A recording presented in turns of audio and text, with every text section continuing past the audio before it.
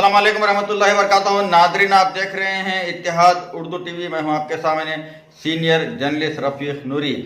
आइए आज की सुबह और उर्दू अखबार में आपका खैर मुक़द्दम है। आइए देखते हैं आज के उर्दू अखबारात की सुर्खियां और खबरें।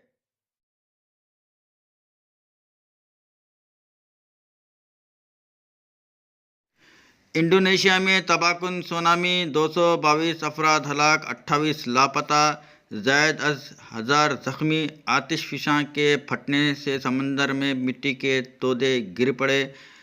रोजनामा सियासत, हैदराबाद। सदर नशीन काउंसिल के फैसले के खिलाफ आज हाई कोर्ट में अपील। 4 अरकान का इन्हिराफ गैर दस्तूरी, स्वामी गौड़ ने एक तरफा फैसला किया। मोहम्मद अली शब्बीर का बयान। रोजनामा सियासत, हैदराबाद।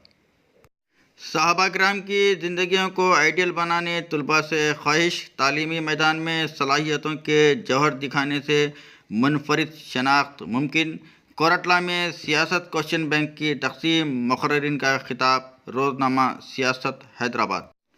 चीफ मिनिस्टर तेलंगाना केसीआर ने कहा है कि कांग्रेस और बीजेपी के मुतबादिल महाज का क़याम ज़रूरी।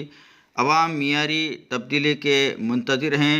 नवीन पटनायक से मुख्तलिफ उमूर पर तबादला ख्याल, कोशिश सुमरवर होने का यकीन। भुवनेश्वर में तेलंगाना और उड़ीसा के चीफ मिनिस्टर्स की प्रेस कॉन्फ्रेंस। रोजनामा मुंसिफ, हैदराबाद। चीफ मिनिस्टर आंध्र प्रदेश चंद्रबाबू नायडू ने कहा कि वज़ीर-ए-आज़म खोखली शख्सियत के मालिक हैं।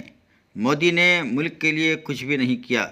एपी के साथ नाइंसाफियों पर अमरावती में वाइट पेपर जारी। रोजनामा मुंसिफ, हैदराबाद।